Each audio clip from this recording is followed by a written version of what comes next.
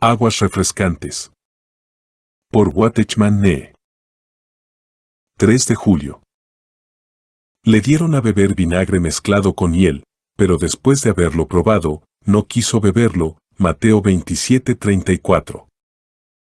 Condenar a un hombre para que fuese crucificado equivalía a condenarle a una muerte de agonía. No obstante, estaba permitido ofrecerle una bebida de hiel mezclada con vino o vinagre, y sin duda, cualquier alivio de dolor era bien recibido por el condenado. Sin embargo, el caso de nuestro Señor fue una excepción. Cuando probó la bebida que le fue elevada hasta sus labios, rehusó beberla. Él no buscaba algo que le aliviara su dolor. Nosotros profesamos llevar la cruz, pero con qué facilidad bebemos el vino mezclado con hiel. Tomemos conciencia que si estamos anhelando calmantes, no estamos llevando verdaderamente la cruz de Cristo. Solo aquellos que consideran sus pruebas como algo urticante necesitan alguna bebida calmante. ¿Cómo amamos el ser compadecidos? Tenemos una sed insaciable de recibir consuelo, buscándolo en todas partes y sintiéndonos defraudados si no lo obtenemos. Sin darnos cuenta, estamos revelando cuán poco sabemos acerca de su cruz, que involucra una aceptación gozosa de la voluntad de Dios. 4 de julio. Para santificarla, habiéndola purificado en el lavamiento del agua por la palabra, Efesios 5:26. En esta carta tenemos la revelación más elevada acerca de la Iglesia. Su característica sobresaliente es que no comienza con la salvación de los pecadores, sino con el hecho que han sido escogidos en Cristo. De esta manera, la carta a los Efesios descorre el velo sobre algo trascendente. Observamos a la Iglesia elegida en Cristo desde antes de la fundación del mundo, formada de Él mismo y destinada a manifestar su gloria para siempre. Efesios también nos recuerda que el pecado y la caída del hombre son hechos. Todo aquel que pertenece a Cristo posee un espíritu que es verdaderamente de Él, pero al mismo tiempo hay muchas cosas que no pertenecen a Cristo y que permanecen en nosotros. Es por ello que este versículo nos habla acerca de la actividad purificadora de Cristo en nosotros. Él quiere restaurarnos hasta que lleguemos a igualar perfectamente el eterno diseño de Dios. Sin duda alguna, Dios quiere llevarnos a la condición en la cual ya no será necesaria la limpieza, pero hoy todavía tenemos necesidad de ser limpiados. 5 de julio. ¿Tan necios sois? Habiendo comenzado por el Espíritu, ahora vais a acabar por la carne. Gálatas 3:3. En su carta a los Romanos, Pablo establece con claridad que el pecador depende de la gracia de Dios para su salvación. En la carta a los Gálatas nos demuestra que el creyente igualmente depende de la gracia para su continuidad en la vida cristiana. Nunca hicimos algo, ni le dimos algo a Dios a cambio de nuestra salvación, y esta debe ser la base de nuestro andar con Él. Dios comienza dándonos una nueva posición para que tengamos un nuevo comienzo. Si estoy en el fondo de un pozo, permaneceré allí hasta que Dios me levante y me coloque sobre una roca. Él lo hace colocándome en Cristo. Al hacerlo resuelve todo mi pasado. Además, ha colocado la vida de Cristo dentro de mí, dándome así todo lo que requiero para el presente y para el futuro. De manera que el progreso espiritual no se logra por medio de una agónica lucha, sino por mirar confiadamente a la gracia de Dios y continuar recibiendo la plenitud de Cristo. 6 de julio. Los que amáis a Jehová, aborreced el mal. Salmos 97:10. Antes de comenzar a discutir el tema de la liberación del pecado, debemos señalar una condición que deben reunir aquellos que quieren ser librados. Si bien la liberación de Dios está preparada para todos, no todos son liberados. El apóstol Pablo menciona esto en forma casi inconsciente en el capítulo 7 de Romanos. En la experiencia que él describe allí finalmente llega a la emancipación porque ha cumplido la condición de saber que debe odiar el hombre y que debe anhelar. En ese pasaje leemos cómo obtiene su libertad pero también cómo se siente en su corazón antes de ser liberado. No hago lo que quiero, sino lo que aborrezco, eso hago, Romanos 7:15. En consecuencia, el factor vital es, ¿amas lo que estás haciendo ahora, o lo odias? El apóstol estaba tan descontento con vivir su vida en el pecado que determinó salir de ella. Fue debido al odio que sentía hacia el pecado y su determinación de encontrar un escape, que encontró liberación en Cristo. 7 de julio. Bajo la sombra del deseado me senté, y su fruto fue dulce a mi paladar. Cantar de los Cantares 2:3. Para el verdadero creyente el amor de Cristo es todo suficiente. En él, el creyente halla descanso, protección y satisfacción. La que entona esta canción había hablado anteriormente acerca de correr hacia su amado, pero ahora exclama con gozo que ha llegado al reposo. Al igual que un árbol, su sombra está sobre ella y su fruto le proporciona profunda satisfacción. Ni el calor del mediodía puede afectar, ni la fiebre puede agotar a aquel que recurre a Cristo buscando refugio. Al descansar bajo la siempre verde frescura del amor del Salvador encuentra deleite y una maravillosa elevación de su espíritu. Además, no solo es protegido del fragor de las circunstancias, sino que también es refrescado interiormente. Algunos árboles, aunque siempre verdes, no producen fruto, pero Cristo es el singular árbol de la vida.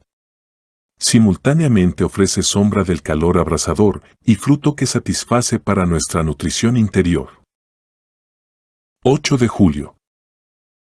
Desde la niñez has sabido las sagradas escrituras, las cuales te pueden hacer sabio para la salvación. 2 Timoteo 3:15.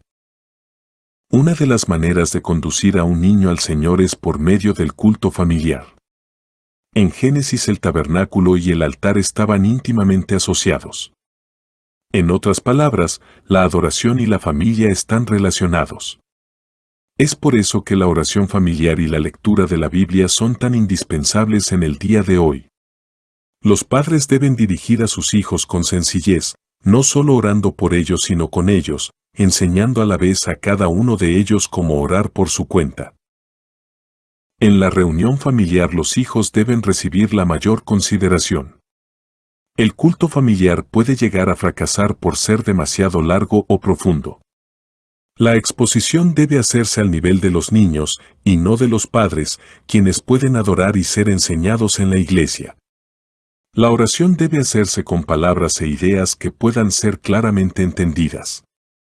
Debemos procurar atraer a los niños a Cristo y dejar que su respuesta a Él sea espontánea. Mostrémosles que ellos son importantes para Dios. 9 de julio. Señor, aquí está tu mina, la cual he tenido guardada en un pañuelo. Lucas 19:20. Los pañuelos deberían utilizarse para limpiar el sudor producido por el trabajo. Ningún pañuelo debiera ser mal utilizado para envolver un talento. El crecimiento real y sostenido de una iglesia no depende de si los que tienen 5 o 10 talentos se dedican a servir. La carga de la responsabilidad para el crecimiento está en aquellos que han recibido un talento. Si los de un talento trabajan y crecen, todo en la iglesia andará bien, pero si entierran su talento, toda la iglesia se estanca. De manera que solo nos queda una esperanza, y es que el énfasis de la responsabilidad en todas las iglesias locales debe colocarse no en aquellos que están espiritualmente calificados, sino en los menos dotados, a quienes a veces se les menoscaba. Debemos decirles que Dios aprueba el enjugar la transpiración del trabajo honesto que hacemos para Él, y que sin ese trabajo, la obra de la iglesia quedará sin hacer. 10 de julio. Cristo es el todo, y en todos. Colosenses 3:11. El cuerpo de Cristo no es el agregado de griegos, judíos, bárbaros y escitas, sino un nuevo hombre sin distingos nacionales. La siguiente historia ofrece una buena ilustración. Después de la Primera Guerra Mundial, algunos creyentes de Inglaterra fueron a Alemania para participar en una conferencia. Uno de los hermanos alemanes se levantó para presentar a los visitantes, y dijo: ahora que la guerra ha concluido, tenemos algunos hermanos ingleses que nos visitan, a quienes extendemos una calurosa bienvenida. Uno de los visitantes se puso de pie y respondió: no somos hermanos ingleses sino hermanos de Inglaterra. Con cuánto acierto pronunció estas palabras. Recordemos que en la misma iglesia de Jerusalén este error comenzó a tomar fuerza cuando se suscitó una disputa entre hebreos y griegos, HCH 6. Fue una gran cosa que en Antioquía los discípulos comenzaron a llamarse cristianos, pues en la iglesia no existen ni diferencias de nacionalidad ni barreras raciales, sino que Cristo es el todo y en todos. Esto sí que satisface. 11 de julio. Cuando se cumplió el tiempo en que él había de ser recibido arriba, afirmó su rostro para ir a Jerusalén, Lucas 9:51. Nada podía desviar a Cristo de su meta, pero, sin embargo, en su camino a ella visitó muchas ciudades y pueblos enseñando. Sin desviarse de su propósito central, aprovechó cada oportunidad que se le presentó por el camino. Sí, aunque la hora se acercaba en que había de ser recibido arriba por el Padre, el corto tiempo que quedaba entre medio estuvo lleno de provechosa actividad. Si nosotros tenemos la esperanza de ser pronto recibidos arriba para encontrarnos con Él, no desperdiciemos el poco tiempo intermedio esperando ociosamente que llegue el día. Permítame hacer esta pregunta: ¿la esperanza del regreso del Señor es solo parte de nuestro credo, o estamos aguardando positivamente su realización? ¿Qué estamos haciendo mientras tanto? ¿Estamos caminando a diario por el sendero de la cruz? ¿Estamos contando a los que encontramos por el camino la buena nueva de su salvación? ¿Estamos solos en el testimonio, o estamos llamando a otros para que trabajen con nosotros? La meta es clara, pero el camino está lleno de oportunidades si tan solo nos proponemos hacer con diligencia todo lo que viene a nuestras manos. 12 de julio. Este es mi Hijo amado. A él oíd, Marcos 9:7. Necesitamos el libro de Dios y necesitamos los profetas de Dios. No debemos descartar a Moisés y a Elías, ni lo que ellos representan. Pero la lección de este incidente en el monte de la transfiguración es, sin duda, que ninguno de ellos puede tomar el lugar de la palabra viva de Dios hablada a nuestros corazones. El reino incluye en su parte positiva un reconocimiento de la autoridad absoluta de Cristo y en la parte negativa, un repudio de toda autoridad que no reconozca a la suya como la final. Requiere un conocimiento personal de la voluntad de Dios que involucra otras ayudas de origen divino, pero que no son en sí el fin sino un medio. En el reino hay una sola voz que debe ser oída, aunque hable por distintos medios. El cristianismo no es algo independiente de hombre y de libros, lejos de ello. Sin embargo, lo que vale en el reino es que el Hijo amado me habla en forma personal y directa, y que personal y directamente, yo le escucho a él. 13 de julio. Entonces la mujer de Lot miró atrás, a espaldas de él, y se volvió estatua de sal, Génesis 19:26. Es posible que un creyente abandone exteriormente el mundo dejando todo atrás, y sin embargo, interiormente se aferre a aquellos elementos que abandonó por causa de Cristo. El solo hecho de mirar a la distancia con anhelo es prueba suficiente de lo fácil que sería el regresar y tomar nuevamente posesión de lo que un día abandonamos. Es por eso que Jesús amonestó solemnemente a sus discípulos a que recordaran la mujer de Lot. Ella no olvidó sus antiguas posesiones aún estando en gran peligro. No se nos dice que haya dado un solo paso hacia atrás en dirección a Sodoma. Lo único que hizo fue mirar hacia atrás. Sin embargo, ¿cuánto reveló esa mirada regresiva? La pregunta clave es siempre la misma: ¿dónde está afincado mi corazón? 14 de julio. Lo que tengo te doy, en el nombre de Jesucristo de Nazaret, levántate y anda, Hechos 3:6. ¿Qué hubiéramos hecho nosotros si nos enfrentáramos con la situación de Pedro y Juan cuando este hombre cojo les rogó que le diesen limosna? Probablemente lo hubiéramos mencionado en la reunión y exhortado a que orásemos por esta persona necesitada. Los apóstoles no hicieron eso. Las palabras que hablaron fueron dirigidas al propio hombre y fueron palabras de testimonio. Quizás podemos sugerir que en la oración existen dos elementos. En primera instancia la oración está dirigida a Dios, pero en algunas ocasiones puede estar contenida en palabras dirigidas a una montaña, como en Marcos 11:23, quítate y échate en el mar. Existe un tremendo poder en un testimonio dado en el Espíritu, dirigido directamente a una situación particular. El libro de los Hechos lo demuestra en forma elocuente. 15 de julio. En quien vosotros también sois juntamente edificados para morada de Dios en el Espíritu, Efesios 2:22. En una ocasión se me habló de una hermana en Cristo que era tan quieta y suave en sus modales que la calificaban de ser muy espiritual. Yo le pregunté a mi informante, ¿con quién es espiritual? La respuesta fue, los que pueden llegar a notas tan altas en el canto encuentran a muy pocos que puedan acompañarles. Era tan espiritual que nadie podía ser su compañera espiritual. Tales personas pueden servir para fines de promoción, pero no son útiles para edificar una iglesia. La clase de creyentes que se requiere para edificar una iglesia son aquellos que pueden aceptar a un hermano detrás, otro adelante, uno debajo, y otro encima, y aún con todo permanecer espirituales. Dios no solo planificó un despliegue de piedras preciosas, Él quiere un edificio. 16 de julio. 11 jornadas hay desde Horeb, camino del monte de Seir, hasta Cades Barnea, Deuteronomio 1:2. Cades Barnea estaba a la misma entrada de la tierra de Canaán. De manera que en solo 11 días desde la partida del Sinaí, los hijos de Israel podrían haber entrado en la tierra de Canaán. Sin embargo, por causa de su incredulidad deambularon en el desierto por 38 largos años hasta que finalmente sus descendientes entraron. ¿Cuántas vueltas habrán dado? ¿Cuántos días hemos malgastado nosotros en nuestra peregrinación espiritual? Me temo que demasiados. Hay problemas que se podrían haber resuelto en pocos días y que, sin embargo, quedan pendientes por años y años. Al igual que los israelitas damos vueltas en el desierto, malgastando el tiempo de Dios y el nuestro. Procuremos mantener firmes la confianza inicial en Él hasta el fin. Sus caminos son rectos.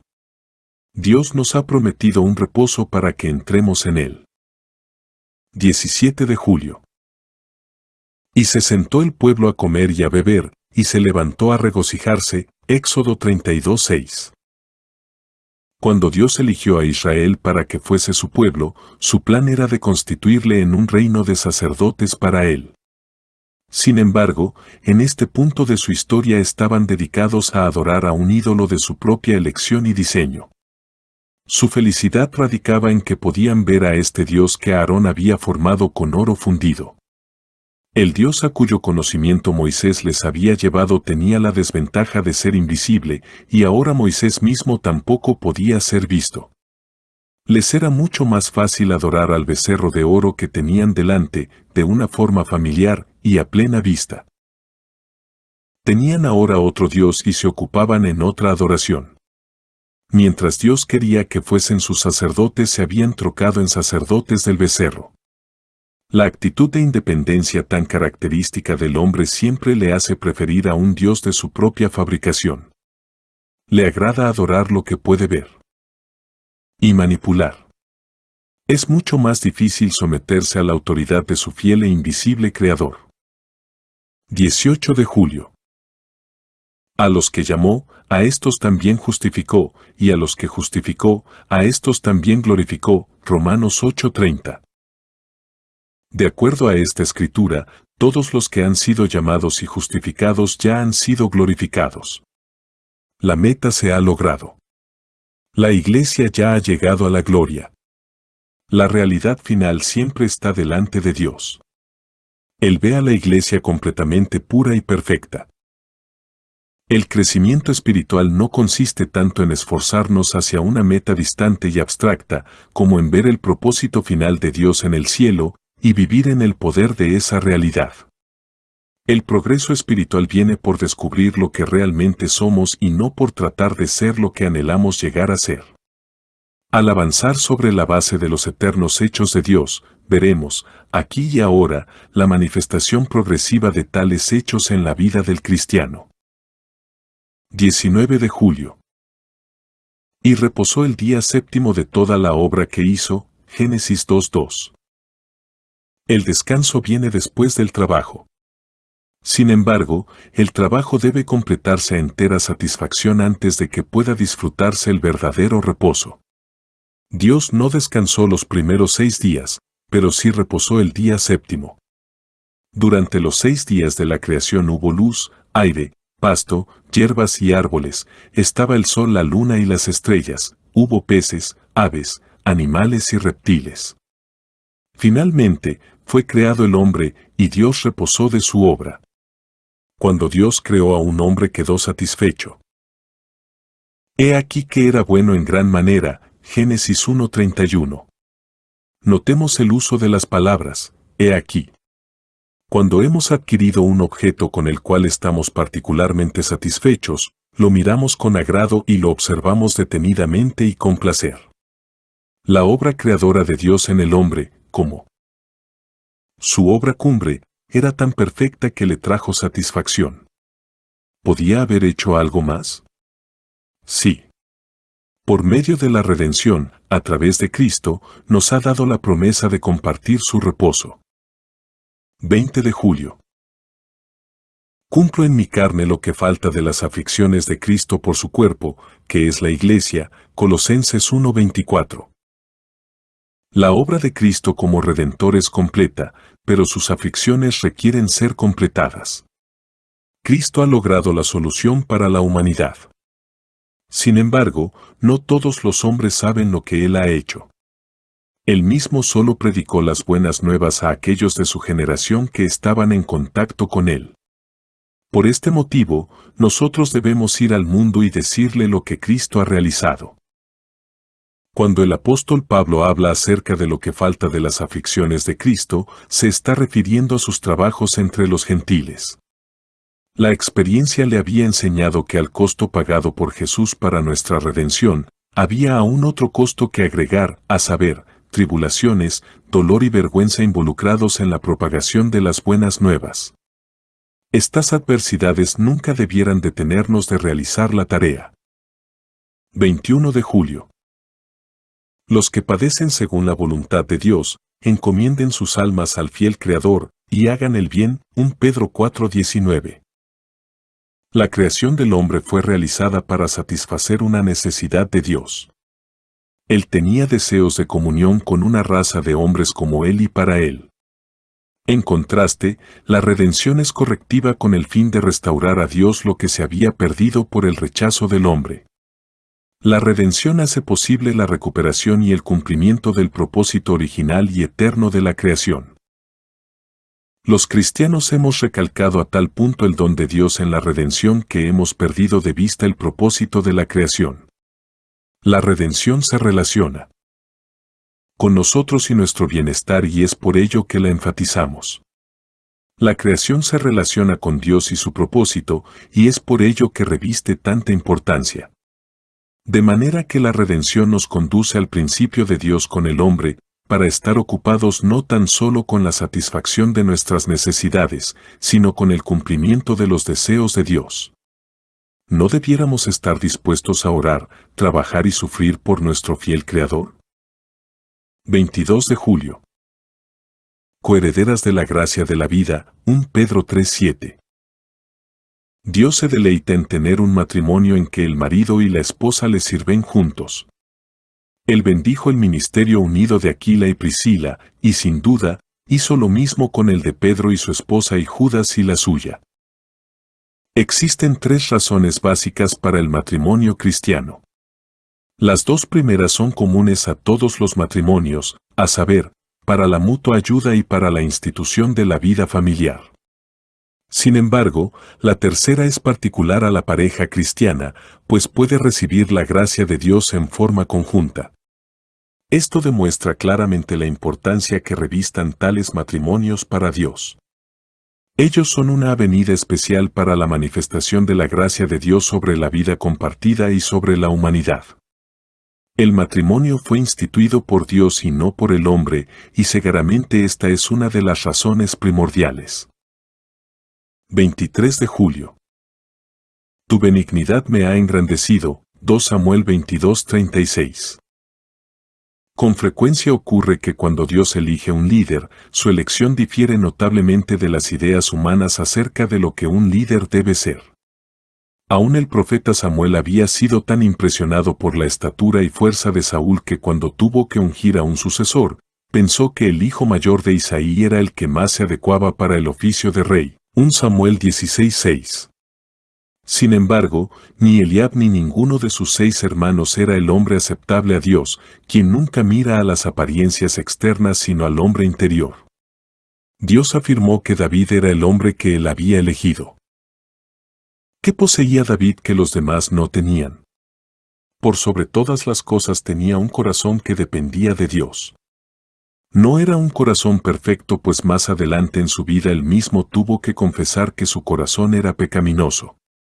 No obstante, era muy distinto del de Saúl, pues estaba alentado por una humilde disposición de aprender.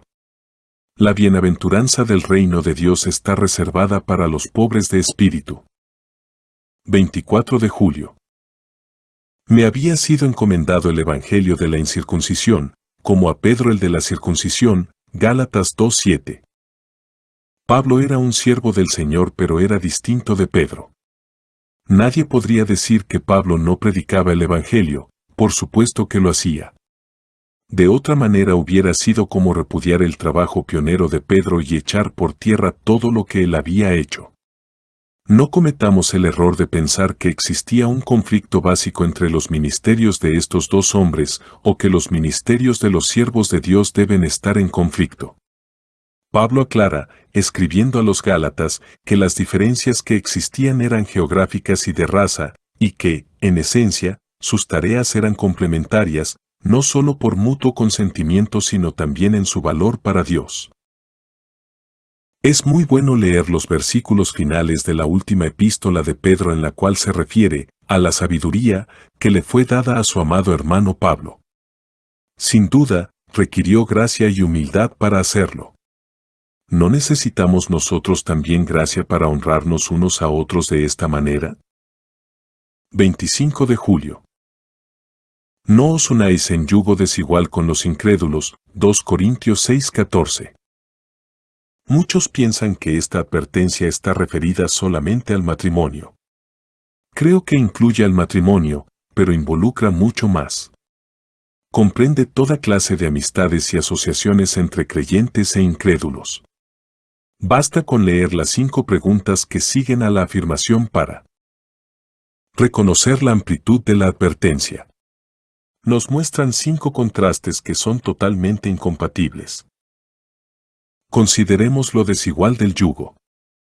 Tú eres un hombre de Dios, pero él no tiene nada de fe. Tú crees, él es incrédulo. Tú conoces a Dios, pero él no tiene ningún conocimiento de Dios. Mientras tú confías en el Señor para todas tus necesidades, él no tiene en quién confiar y por ende, depende de sí mismo. Tú colocas todo lo que tienes junto con todos tus planes en las manos del Señor, pero él está decidido a retener todo en sus propias manos. Creer en Dios para ti es tan natural como la respiración, pero algo absolutamente extraño para él. Dime, ¿qué parte tiene el creyente con el incrédulo? V15. 26 de julio. Entra en tu aposento, y cerrada la puerta, ora a tu Padre que está en secreto. Mateo 6:6. La frase, en tu aposento, es figurada. De la misma manera que las sinagogas y las calles representan lugares públicos donde las personas estaban expuestas a los demás, tu aposento significa un lugar escondido. Sin embargo, quiero señalar que podemos encontrar un lugar escondido espiritual en la esquina de una calle o literalmente dentro de una sinagoga.